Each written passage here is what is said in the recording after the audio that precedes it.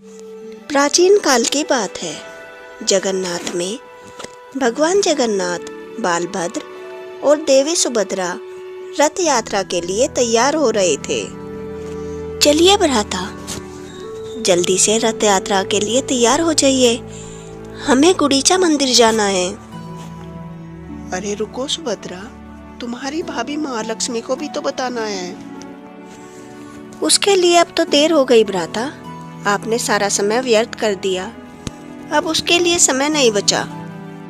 देखिए, आपके भक्तों ने रथ सजा दिया है और भगवान जगन्नाथ देवी सुभद्रा की बात मानकर रथ में जाकर विराजमान हो जाते हैं और बालभद्र, जगन्नाथ और सुभद्रा रथ पर सवार होकर निकल जाते हैं और गुड़ीचा मंदिर पहुंच जाते हैं। आसमान से उड़ता हुआ महालक्ष्मी का उल्लू यह सब देख लेता है और शीघ्रतम जाकर महालक्ष्मी को सब कुछ बता देता है। माता, माता, आपके स्वामी तो आपको बिना बताए रथ पर सवार होकर गुड़ीचा मंदिर पहुंच गए। ये तुम क्या कह रहे हो? स्वामी ने तो मुझे बताया भी नहीं।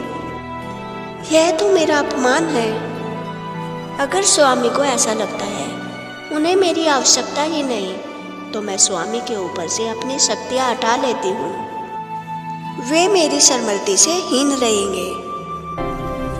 और माता महालक्ष्मी जगन्नाथ जी के अंदर से सारा ऐश्वर्य अपने अंदर समाहित कर लेती है। बालभद्र, जगन्नाथ और सुभद्रा पूर्णतः ऐश्वर्यहीन हो जाते हैं। भ्राता, ये क्या हो रहा है? लगता है सुभद्रा, तुम्हारी भाभी महालक्ष्मी रुष्ट हो गई है। मुझे पता ही था ऐसा होगा, इसलिए मैं उन्हें बताकर आ रहा था, लेकिन तुमने मुझे रोक लिया। मैं जाता हूँ और उन्हें मनाकर आता हूँ। तुम यहीं रुको और मेरी प्रतीक्षा करो। पर बहुत समय हो जाता है, जगन्नाथ वापस नहीं आते।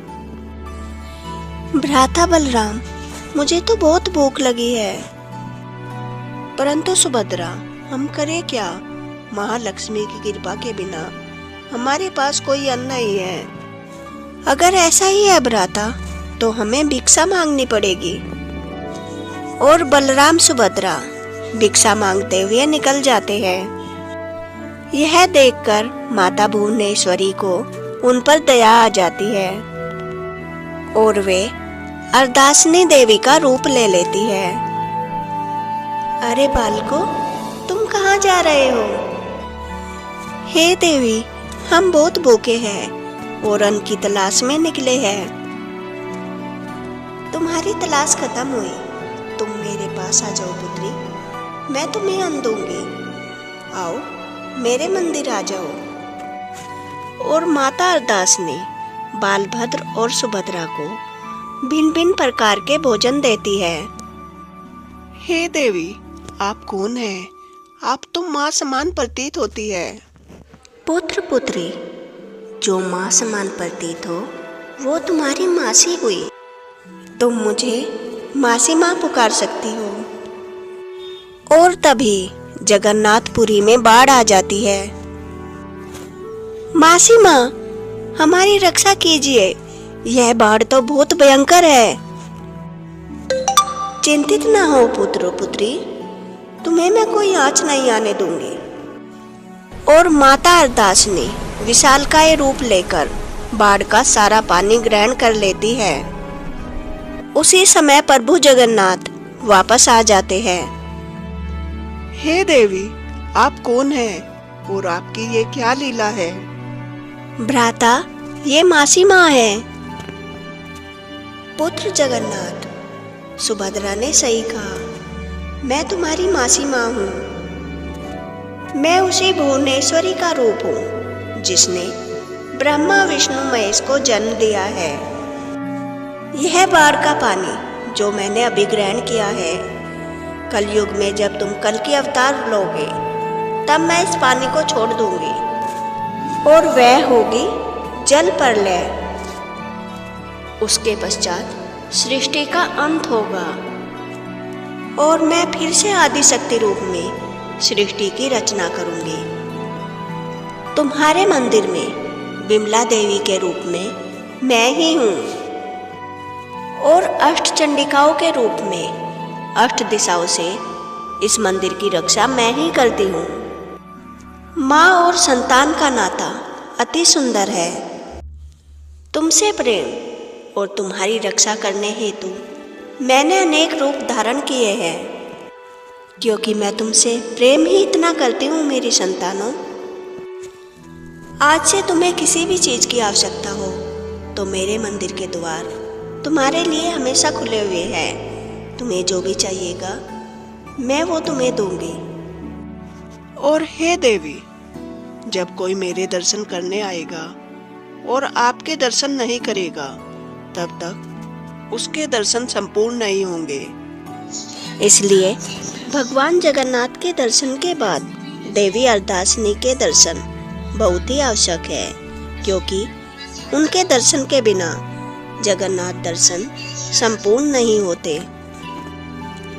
एक कल्प की बात है। देवी आदि पराशक्ति ने ब्रह्मांड के विनाश के बाद अपनी रचना लीला का फिर से आरंभ किया। देवी ने माता तारा का रूप ले लिया। माँ तारा के श्वास से नाद का प्रजनन हुआ। नाद ने हिरण्यगर्भ का आकार ले लिया।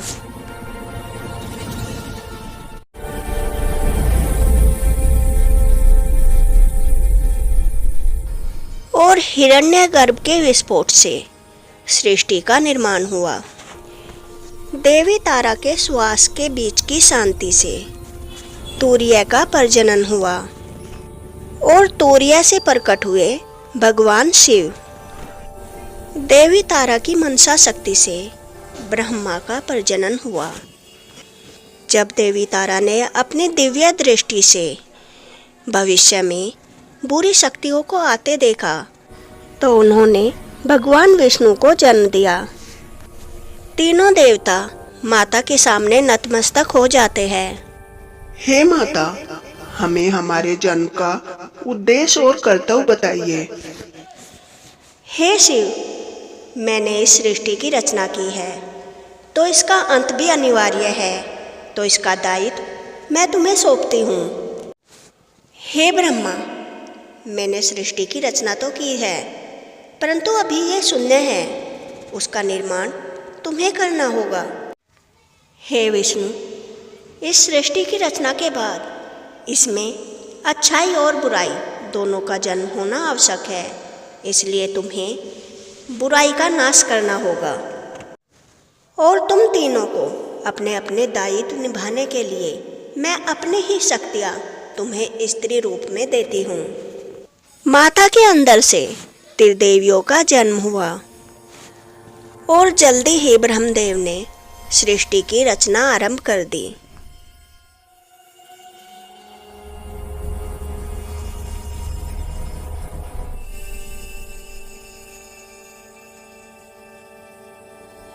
परंतु जब ब्रह्मदेव मोक्ष के नियमों को बना रहे थे तब देवी सरस्वती अपनी वीणा बजा रही थी। ब्रह्मदेव का ध्यान भटक जाता है और मोक्ष के नियम अचरत रह जाते हैं और ब्रह्मदेव मोक्ष को करुणा और हृदय की अच्छाई से बांधना भूल जाते हैं।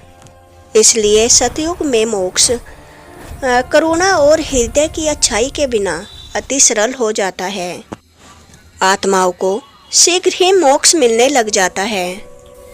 माया देवी, जिनका कर्तव्य ये था सृष्टि में आत्माओं को बांधे रखना, परंतु सृष्टि को शून्य होते देखकर वे चिंतित हो जाती है और वे देवी तारा के पास जाती है।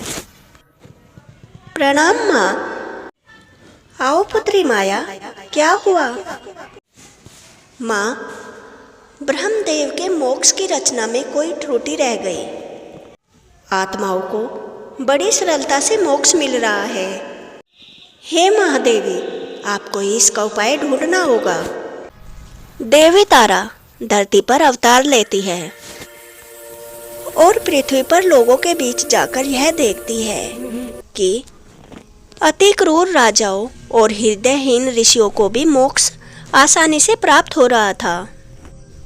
देवी तारा यह समझ जाती है कि ब्रह्मदेव मोक्ष को करुणा और हृदय की अच्छाई से बांधना भूल गए। देवी तारा अपने प्रारूप में फिर से आ जाती है और अपनी शक्ति से मोक्ष के नियमों को बदलने लगती है।